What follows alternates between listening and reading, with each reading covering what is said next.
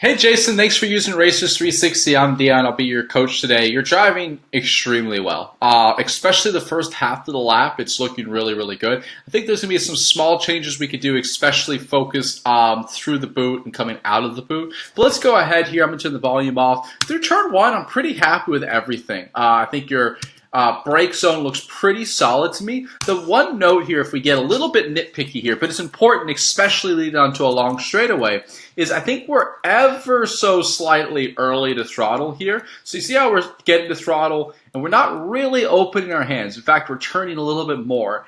And I'd like to see you wait just until that dip, just until it really compresses to attack the throttle. Because if we see here on exit, if we look right now, see how we get up to about 80% throttle, 90% throttle here, and then we release a little bit, and then we get back to it. That little release costs us more time than you would think. It's worth just a little bit. If you actually look up here, I love your throttle trace. I don't know what system you guys are using here. I'd love to learn because I have not seen this before, but it's great for analysis. See how our throttle trace up here kind of dips, rises. We want to avoid that as much as possible. I really want your throttle trace to look more like this. And to be able to get a smooth exponential rise, we do need to delay our initial throttle application just a little bit. And also on our brake trace here, notice how we spend a long time at peak brake pressure. We're off, we add a little bit, we're off. And it's not ideal. What I'd like your peak brake pressure or your brake zone to look like here, and you're pretty close, but it'll be a small manipulation, is I'd like to see you, same initial ramp up, but I'd like to see you get off of that heavy brake pressure earlier and extend that brake zone to be ever so slightly longer. And the difference of this less time spent at peak brake pressure, that's going to allow you to roll just a little bit more entry speed into the corner. See how you're off and then you have to add a little bit back on, which we want to avoid.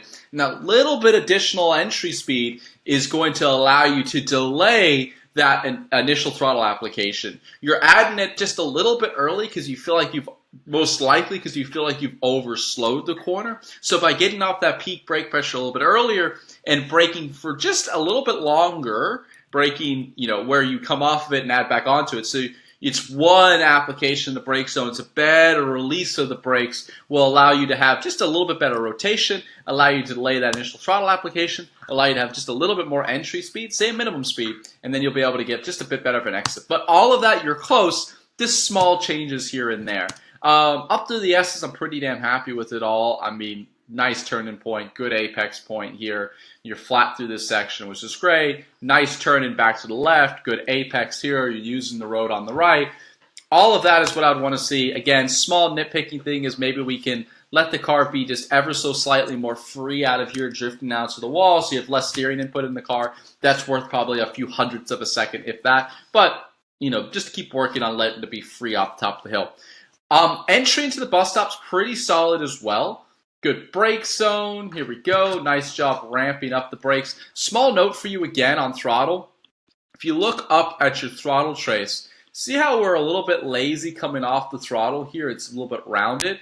That is not good for weight transfer. We want full throttle and then bam, off. So when you come into a brake zone, make sure you're not being lazy off the throttle. One crisp move off the throttle is going to help the weight transfer of the car. Through this section, we're good. I'd like to see you maybe, no, I think we use enough of that curve there. Again, for me, what I'd like to see you do here is, again, this will be a theme, is delay your initial throttle application. See how you're starting to come on it here? I actually really sometimes get off the brakes earlier and maybe just coast over the top if it's okay. I only want to touch the throttle for the first time here. This is where I want to get to my initial throttle application. See how we're pretty choppy here? So I want to wait, roll more entry speed, then I can apply the throttle more aggressive here. And because I haven't got the throttle too early, I've got more weight on the front end. I'm able to have more rotation, which means I'm able to get the car pointed a little bit better left here and be more aggressive with the throttle. The next thing for me is I want to see you start opening your hands, and let's straight line this last curb out over here. It could be a little bit uncomfortable, but I saw that you used a lot of the first curb, so I know that you've got no problem using curves. Get those hands open, straight line it a little bit earlier. See how we kind of go around it? if you open your hands and just shoot straight over it, you'll be back to full throttle earlier. Bam, out to the left, driving it full throttle a little bit deeper in. So again, see how we go off and then back to full throttle here, if I can get that out of the way. See your throttle chase to the top. Let's be more aggressive, and then if that means you have an earlier lift, that's okay, but let's keep full throttle. Bam, nice crisp lift. Get down there. I love that you're using all of this little bit of an apex curve. Really, really solid. I think we can start to unwind the steering wheel a little bit earlier here as well. The car in front of you, way too wide right now, but I think there's a happy medium in between where you guys are. I'd like to see you start letting the car be free right about here, and that'll allow you to get out to the exit curve slightly earlier. I normally want to be parallel with the exit curve by now, and notice how we only really get parallel with the exit curve out over here near the end of it. So just a small note, the earlier you can start to unwind the steering wheel, the earlier you can probably commit back to full throttle, have a little bit less scrub in the car because you have your hands a little bit more open, get out to that exit curve a little bit earlier. So until now, I'm pretty happy with everything. Into the boot, we apex too early. I want to see you slow down this initial turn-in, and notice how you're off the brakes way over here. Let's work on a lighter, longer brake zone through here. So I want to be trail braking off about here.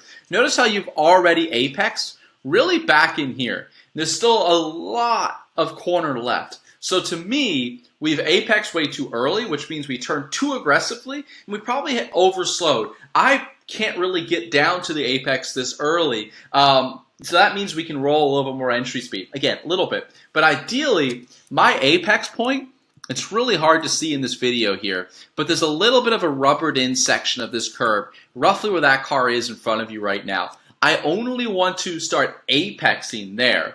That's going to allow me to have to do less turning on exit. So if I'm wider and I'm coming in, I'm going to have a car angle, I'm going to exaggerate this a little bit, that's looking more in this direction at the apex. But because you've apexed early, you're looking very much this direction, which means you have to turn more aggressively on exit, which means you're not going to be able to get back to full throttle until it's too late. The next thing is, look at, we're already on throttle here, and well, when did we start getting the throttle here? Roughly way back in here, which is just too early. Again, another signal that you overslowed. I really want you to have that discipline to say, hey, I'm not going to get the throttle until I can start to unwind the steering wheel, which should come right in here. This is where I want to see you start to pick up the initial throttle. You can see ever so slightly it's got a little bit of rubber here on the outside of that curve. Now I want to feed that in, and because I come in and have a slightly later apex, and because I've delayed my initial throttle application, I've got more front grip at that point, because when you pick up the throttle too early, you induce understeer. And look at the understeer you have here on exit. Tons of understeer, way out to the exit curve. And that's going to be a lot better, and you're going to be able to roll more entry speed, get back to full throttle earlier with less steering input in the car by rolling more speed, by trailing off that heavy brake pressure, rolling it in, later apex, bam, committing back to full throttle, getting the run out of there. To me, it looks like you've got a good amount of years of experience here at Watkins Glen, and you're running the line right now that used to be the old line when there was concrete there. Now, I don't know if you did drive back then. That could be not the case, but this used to be the correct line. Now that they've repaved it, this is way too early of an apex.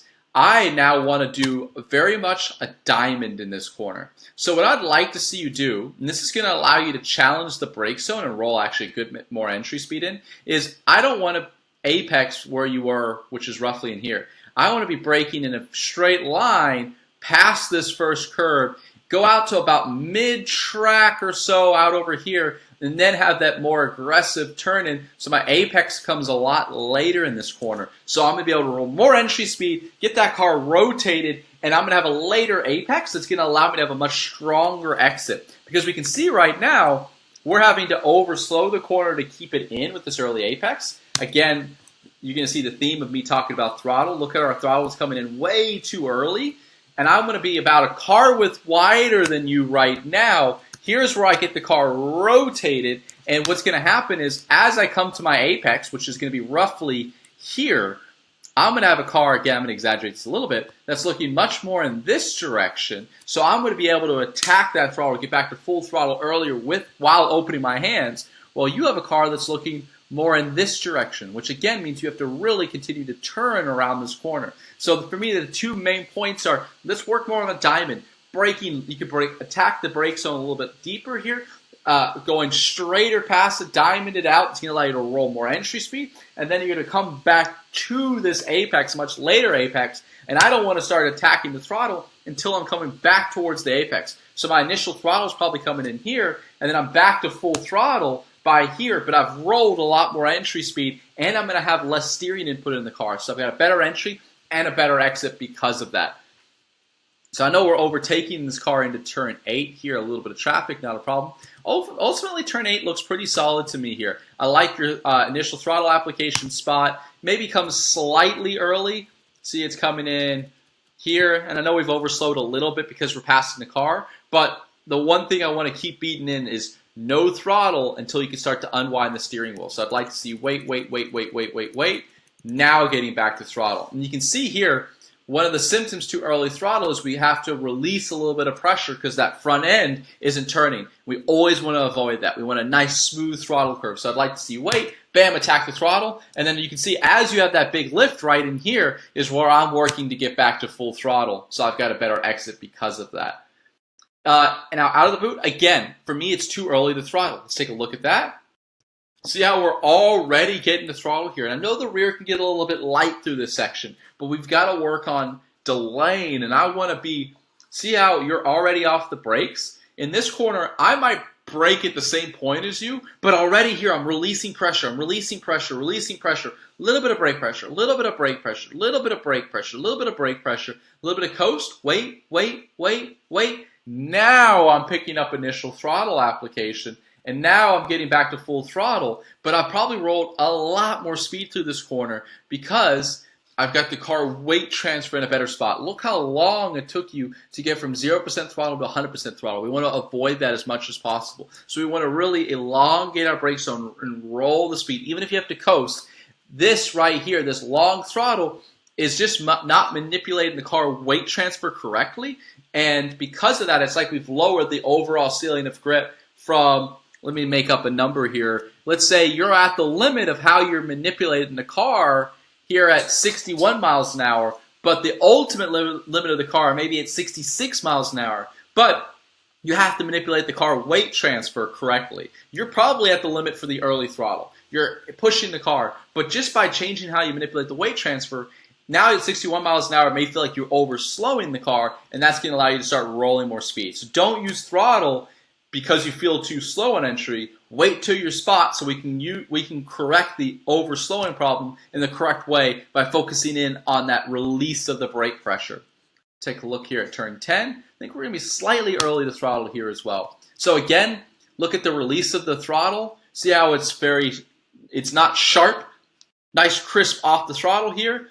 See how we're back to throttle already? Turn 10, 100% of an entry speed corner. I don't care where I get back to throttle. Sometimes I'm only getting back to throttle out over here. And focus 100% on trying to roll entry speed through this section. Don't worry about where you're picking the throttle back up. Use the camber of the road. Use the grip. Roll the speed. If you only get back to throttle out over here, I'd rather see that than getting the throttle before the apex in turn 10. Nice job on the line, though. Take a look at turn 11. It's probably a similar note. See how we're off the brake already here in turn 11? Lots of heavy pressure and then you're just off. I want to see you work on, back in this zone right here, starting to release pressure, release pressure, release pressure, a little bit of pressure. Just like my big toes resting on the brake pedal. Little bit of coast.